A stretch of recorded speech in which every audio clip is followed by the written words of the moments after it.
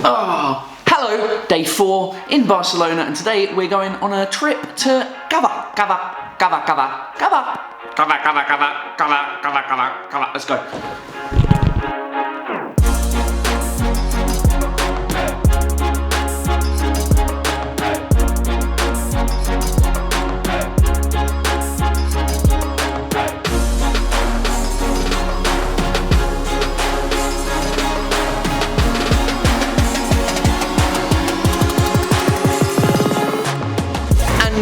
By Cava, I mean the place where they make Cava.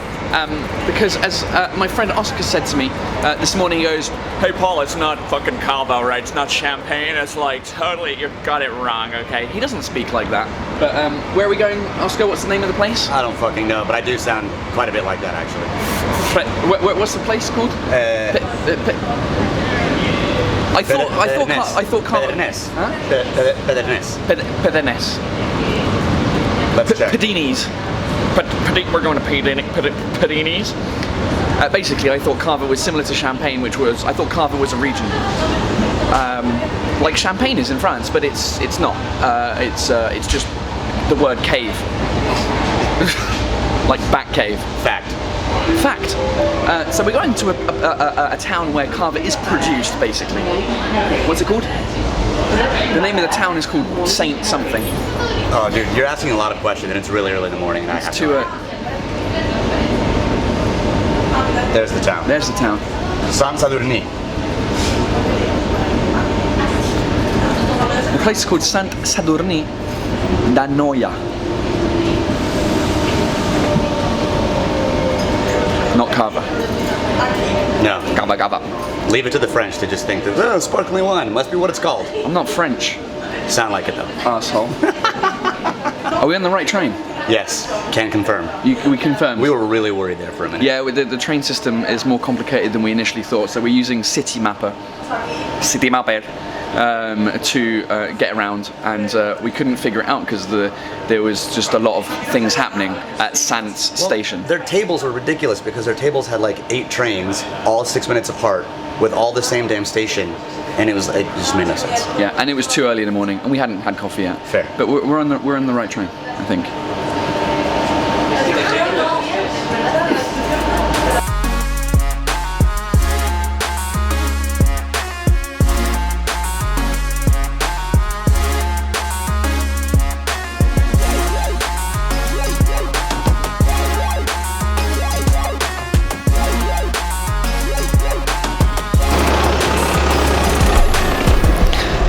So these are cool little bollards in the shape of champagne corks or Cava corks or whatever corks.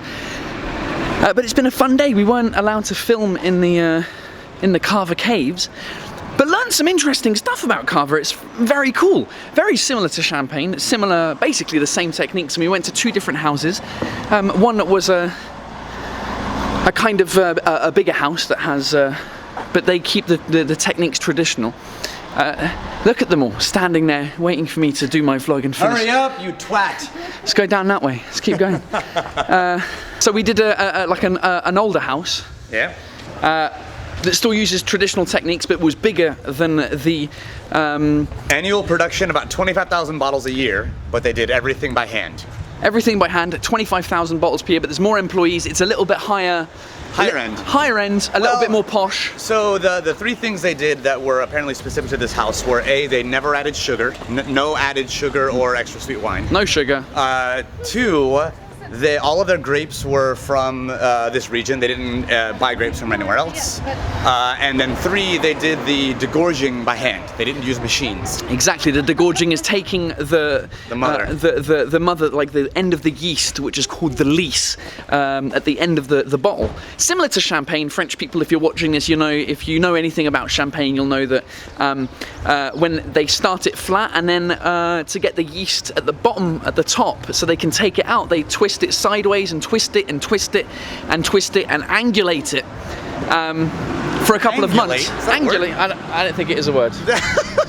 fucking angulate. Those of you who use my videos to teach English, turn it off now because it's bullshit. Honestly, 9 times out of 10, he makes up words and they actually are real words. It's because true. It's just fucking Like the word polyvalent, I taught Oscar polyvalent earlier on. What was the other one? Oh, cogitate. Cogitate. And the only reason I know the word cogitate and polyvalent is because cogiter in French and polyvalent in French, I just turned them into English words. Anyway, the second place we went was a smaller producer. It's just one guy and his wife and his son, 3 of them, and they produce 20,000 bottles a year. Sola Raventos. Hola, buenos días.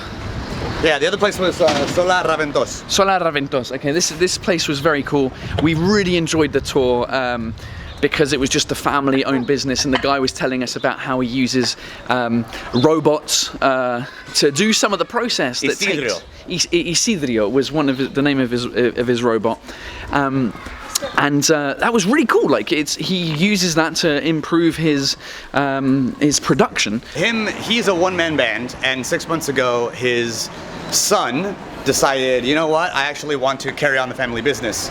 And between the 2 of them, they produce 20,000 bottles a year, whereas the first winery we went to, they have somewhere near 100 employees, 40 on site and 60 spread out in distribution centers, and they do 25,000 bottles a year. But as a result of them not employing as many people, they can keep costs down.